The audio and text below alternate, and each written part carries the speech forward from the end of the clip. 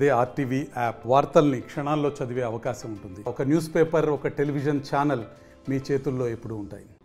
మొట్టమొదటి ఈరోజు రావడం గోధూళి సమయంలో సాయం సంధ్యా వేళ ఇక్కడ ఆంజనేయ స్వామి వారి యొక్క పాదాల దగ్గరికి చేరుకున్నాం.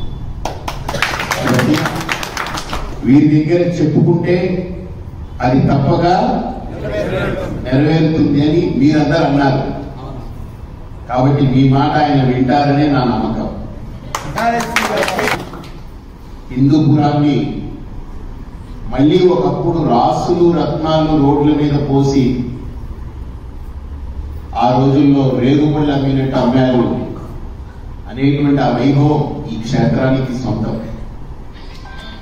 ఈ క్షేత్రము అష్ట దిగ్గజాలతో కూడుకున్నటువంటి ఒక మహా సారస్వత్యానికి సంకేతం. అలాంటి క్షేత్రాన్ని మనందరం మళ్ళీ ఆ రకంగా సుస్థిరం చేసుకుందాం, ఆ రకంగా చూస్తాం. ఆ రకంగా చేయడానికి నేను ఎప్పుడు ప్రతి చోట చెప్తూ ఉంటాను, ఇక్కడ కూడా చెప్పాను. మీరందరూ బాగా వినండి, బాగా నాతో చెప్పండి. గడప లోపలే మా కులం, గడప లోపలే మా కులం, గడప దాటితే హిందువులం. ఆ దిశగా ఒక వారం 10 రోజుల్లో మనకు ఆంజనేయ స్వామి వారే ఆయన అనుమతితో అది జరుగుతుందని భావిస్తున్నాను.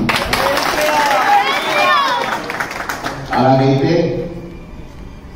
కాకినాడ నా ఊరు కాదు, అక్కడ వాళ్ళందరూ నన్ను ఎంతో ప్రేమిస్తారు.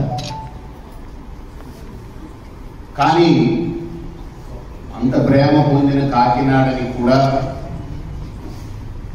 నేను వాళ్ళకి నచ్చజెప్పి నా అవసరం హిందూపురానికి ఉంది. ఎందుకు అనంటే మళ్ళీ తిరిగి ఆ ప్రాచీనమైనటువంటి ఆ హిందూ వైభవాన్ని ఆ వైభవాన్ని ప్రపంచానికి చూపించాలి. ఇది చాలా ప్రాచీనమైన వైభవం ఉన్నటువంటి క్షేత్రం. అందులో ఈ పేర్లు కూడా చూస్తే అనంతపురం, ధర్మవరం, చూడండి ఎలాంటి పేరు. ఖాద్రి, కదిరిని ఖాద్రి అంటారు. ఖాద్రి అనేది స్తంభం, ఖాద్రి వృక్షం యొక్క స్తంభం నుంచి ఆయన నరసింహస్వామి వచ్చారు. అలాగనే ఇలాంటి ప్రదేశాల్లో పేర్లు కూడా మన వైభవానికి పెరుకొండ, దానికి అద్రి ఏదో పేరు, కనగిరి. కనగిరి కనగిరి అంటే ఒక ధర్మానికి ప్రధానమైనటువంటి క్షేత్రం. ఇక్కడ ఒకప్పుడు ఇక్కడ ఈ ప్రాంతంలో భారతదేశం అంటారు, కానీ భారతదేశం కంటే చరిత్ర ఉన్నటువంటిది ఏంటంటే ఇక్కడ ఈ హిందూపురము, ఈ ప్రదేశం అంతా రత్నాలు మణులు రాసులు పోసి రోడ్ల మీద అలా పెట్టుకుని ఇప్పుడు రేగుపళ్ళు జామపళ్ళు అమ్ముకుంటున్నట్టు ఆ రోజుల్లో అవి ఊరికి 10 పట్టుకెళ్తే 10 పట్టుకెళ్లే పోనీలని ఇచ్చేవారు. అలాంటి ప్రదేశం ప్రాంతంగా దీన్ని మార్చాలి అంటే అప్పుడు విద్యారణ్య స్వామి ఎలాగైతే సంకల్పం చేశారో ఇప్పుడు మళ్ళీ మీ పరిపూర్ణానంద స్వామిగా ఆ సంకల్పం నెరవేరాలి అంటే మీరందరూ బాగుండాలని నా సంకల్పం నెరవేర్చాలంటే ఎవరు ప్రయత్నం చేయాలి దానికి? సో మీరందరూ బాగుండాలని నేను సంకల్పం చేసుకున్నానంటే నా సంకల్పం నెరవేరాలంటే ఎవరు ప్రయత్నం చేయాలి దానికి? కాబట్టి నేను అడుగు పెడితే ఖచ్చితంగా అక్కడ ఐశ్వర్యము తాండవిస్తుంది నా నమ్మకం. మొన్న ఈ మధ్య ఒక వార్త వచ్చింది,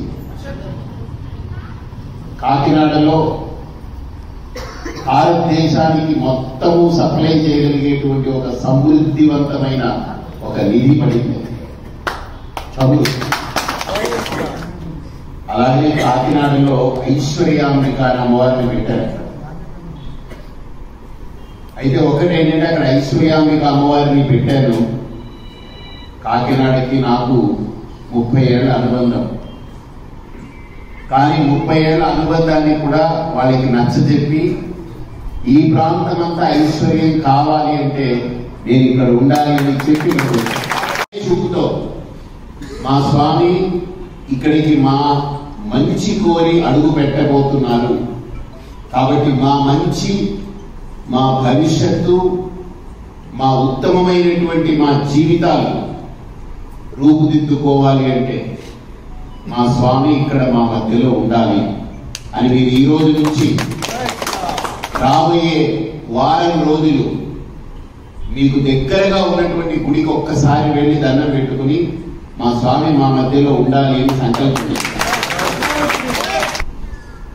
మీకు నేనేదైనా చెయ్యాలి అనుకుంటే మీరు మాకు ఇది కావాలి అని అనిపిస్తే ఎవరైనా చేస్తారు. అంతేనా కాదా? అంతేనా కాదా? మీకు అనిపించకుండానే నేను చెయ్యాలి అని అంటే కష్టం. కాబట్టి మీరు నన్ను అడగకుండానే నేను ఇక్కడ ఒక మంచి కార్యం చెయ్యాలి అనుకుని వచ్చాను. ఈ ప్రాంతమంతా సుభిక్షమైన ప్రాంతం ఒకప్పుడు. కానీ ఈ ప్రాంతంలో ఇప్పుడు ఒక రకంగా చెప్పాలంటే వెనకబడింది అని మాట్లాడుతున్నారు. కానీ నాకు పూర్తి విశ్వాసం, నేను ఇక్కడ అడుగు పెడితే, నేను ఇక్కడ నడిస్తే,